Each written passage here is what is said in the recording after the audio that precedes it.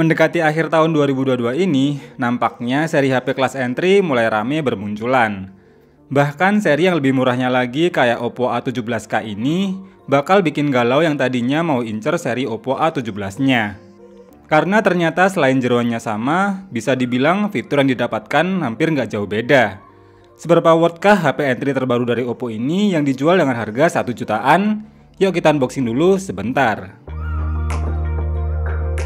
Tampilan dusnya ciri khas Oppo banget nih, ada huruf A besar dan Oppo A17K di bawahnya. Di samping dus juga ada tulisan Oppo dan nama serinya lagi. Di atas dan bawahnya polos saja. Baru di bagian belakang ada beberapa selling point utamanya, yang akan langsung kita bahas saja di videonya ya, biar gak kelamaan review boxnya.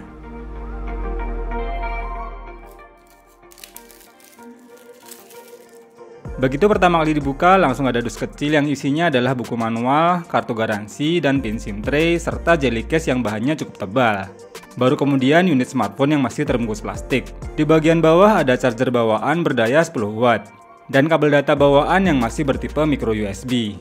Itu dia isi dalam kemasan bawaannya, kita rapikan dan lanjut ke hands-on-nya. Kita lepas dulu plastik bungkus dan juga stiker IMEI yang menempel di bodi belakangnya ini. Dan saat pegang bodi belakangnya ini, kerasa banget nih bagian kopongnya. Walau begitu, untuk build quality di bagian frame terasa kokoh dan solid. Di samping kanan ada tombol volume dan power yang sekaligus untuk set fingerprint. Di kiri ada lubang kecil untuk membuka slot yang support dual SIM dan micro SD. Di bagian atas polos, dan di bawah ada lubang jack audio, lubang mic, charger, dan speaker. Kita nyalakan dan setting dulu sebentar. Ini dia tampilan awal dari Oppo A17K.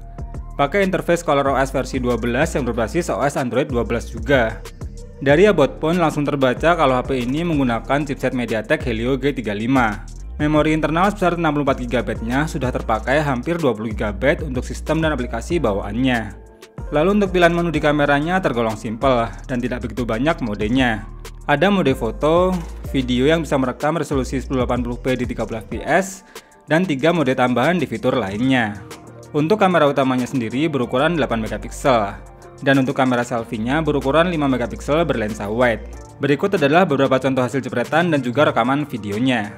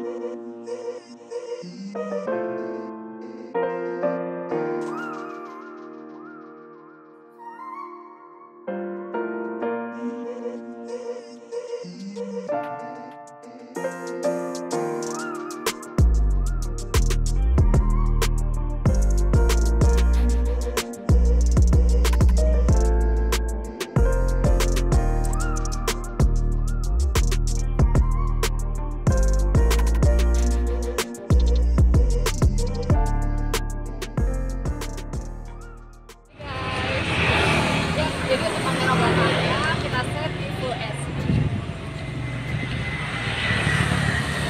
Ini sekitar jam 3 sore, agak cerah. Di samping-samping ada mobil.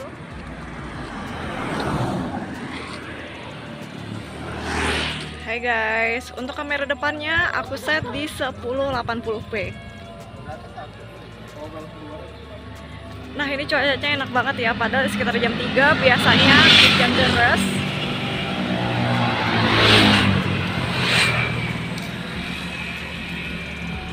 Yang paling saya suka dari HP kelas entry-nya Oppo tuh jelas selain kameranya udah lumayan cakep, desain dan build quality-nya juga terasa paling mewah nih di antara sub-brand lainnya. Cuma sayangnya sih layar sebesar 6,56 inch-nya ini masih pakai desain layar poni plus resolusinya masih HD+.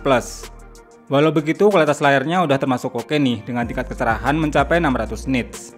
Buat nonton YouTube pun kualitas warnanya udah termasuk bagus walau cuma pakai panel IPS. Cuma memang di bagian audionya masih pakai mono speaker aja. Jadi untuk kualitas suaranya kurang lebih kayak gini nih.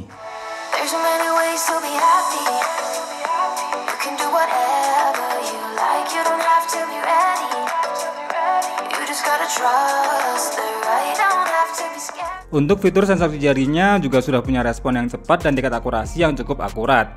Terus HP ini juga punya fitur IPX4 water resistant. Karena udah mulai masuk musim hujan, pastinya bakal berguna nih fitur yang satu ini. Lalu untuk bagian yang saya nggak suka tuh jelas pada dapur pacunya ya.